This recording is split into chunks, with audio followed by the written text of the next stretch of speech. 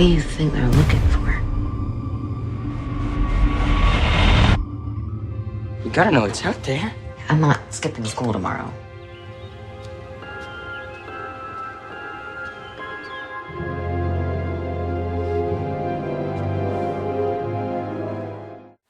Hi, it's Lisa from Lisa Loves here with my 7-year-old son Isaac today to do a video review for Geek Legion of Doom.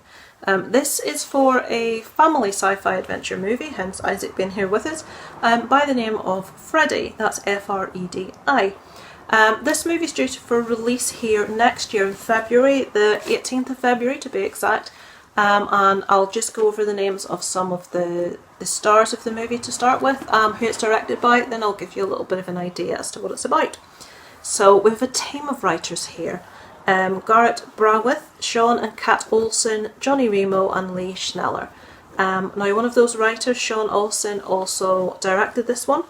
And it stars, I'm mainly giving you the names of the kid actors in this, as they're the main actors in this one. And we've got Lucius Hoyos, Reid Miller, Casimere Jollette and Kelly, who is one of the lead adult actors in this. So to give you an idea what this one's about, F.R.E.D.I is a piece of AI intelligence, artificial intelligence. She's a very up-to-date, very clever, full of a lot of very expensive technology robot.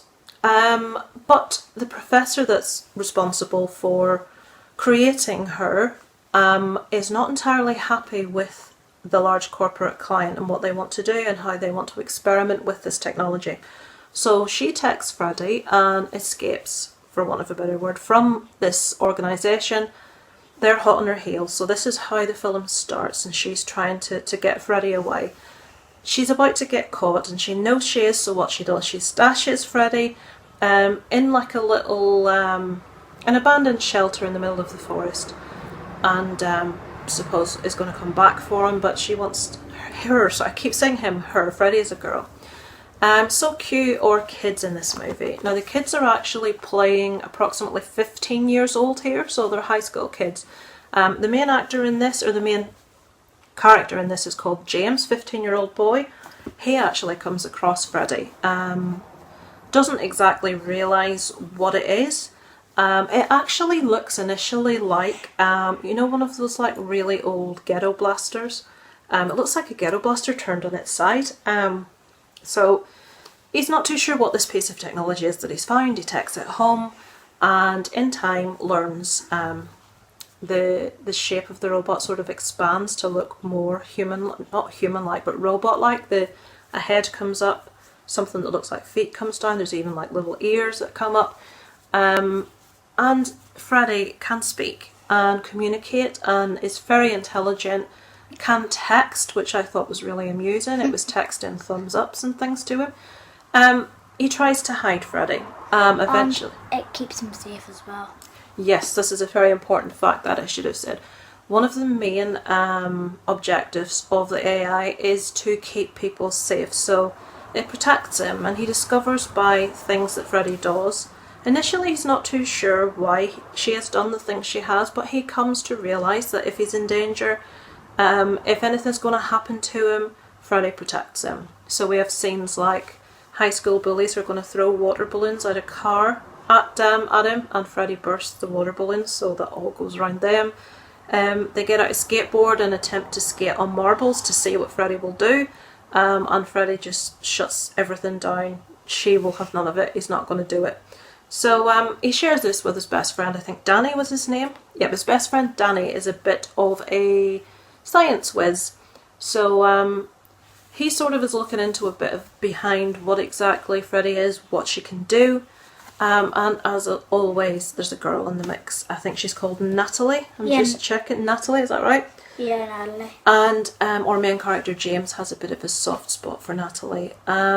And she does for him, but he's not aware of this. I think that's sort of an age-old story anyway in kids' movies. So this is the story. They're trying to keep F.R.E.D.I safe.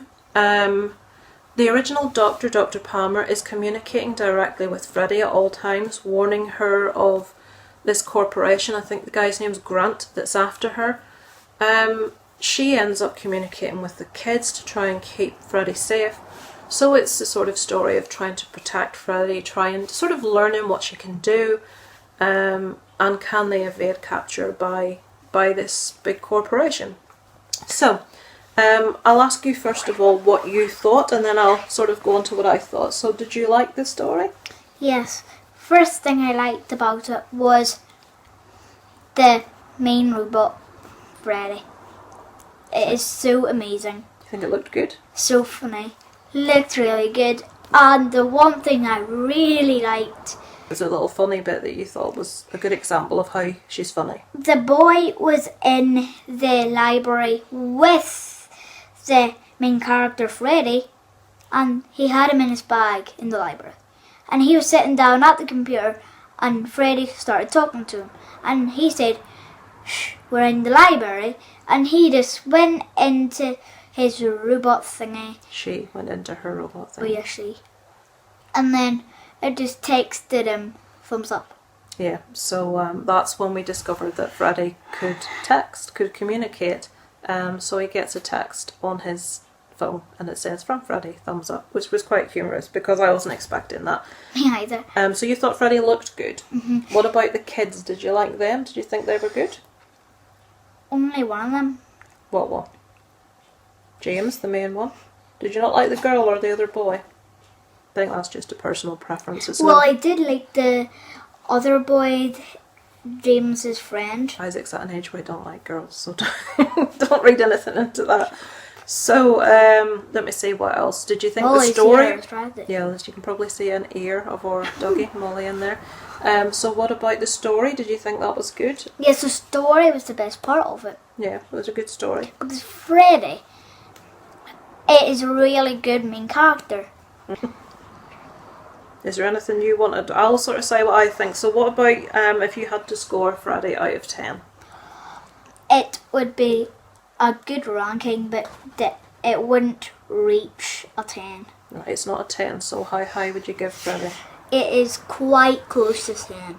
Oh, right, so a 9 or a 9.5 out of 10? What? 8 or over. An 8. That's a good No, score. but I gave it 9.5 again. Okay, you're giving it a 9.5. Isaac's giving it a 9.5 out of 10, so he really enjoyed it. So, is there anything else you want to say about Freddie before I start with my boring stuff? Yes. Every kid should have a Freddy. You think so? Would you like one? Yes. Yeah, that sounds good to me. Every kid should have a Freddie. Right, so as you can hear, my son very much liked Freddie. Isaac's 7, and I think that's a really good age for this sort of movie. I'll say, I don't need my book, do I?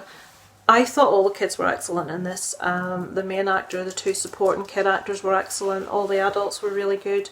The setting was really nice. I actually watched an interview with the director after watching the movie, and he was actually at I think it's Bennington. Is it Bentonville Film Festival, and he fell in love with this town. So he said, "I have to set a movie here." So we came back to film Freddie there because it was just a picture perfect, sort of like all-American town, and the people were really helpful, sort of went above and beyond for him. It was all in all a really good sort of positive experience for everyone. Created jobs while the filming was on for people within the town. And Bentonville is actually the only place that got a cinema release for this. I think it started its release in Bentonville on the 30th of August, so it's probably run now. But it will be coming out here next February the 18th. So, what I thought of this one, I thought all of the child actors were excellent. The main one, James, and the 2 supporting ones, Danny and Natalie, I thought they were all really good. The adult actors were, a bit cheesy in places here and there, but this film is designed, it's towards kids. I don't think the acting was meant to be all that serious in certain places. The story was really strong. Isaac was fully engaged start to finish, which there are a lot of times Isaac will find his mind drifting, and as most kids do, he loses interest. But he did sit and watch this from start to finish. So the story, no qualms there. I really liked how this was filmed. There were quite a few different inventive sort of camera angles and just ways of filming, like the use of drones. the use of the like constant, is it current motion, constant motion? I can't remember what it's called. But it was just interesting, really interesting to watch. The cinematography was beautiful. There were really inventive like places where they filmed. Like there was an absolutely stunningly beautiful chapel in it. Just certain parts of it just were really refreshing to watch. It had that real sort of retro throwback feel to it that is very popular at the moment. It's very nostalgic, but it was set in the present day. But it had that just a feeling I remember when I watched movies as a kid, just enjoying that whole "I'm boring, Isaac," clearly. You're drifting. No, I'm not. You're I'm just losing tired. interest. So I'll cut this short for Isaac's benefit. So we both enjoyed it. Isaac will give it a high, maybe 9.5 out of 10. Yeah, it was. I would probably comment it about a 7 for this one.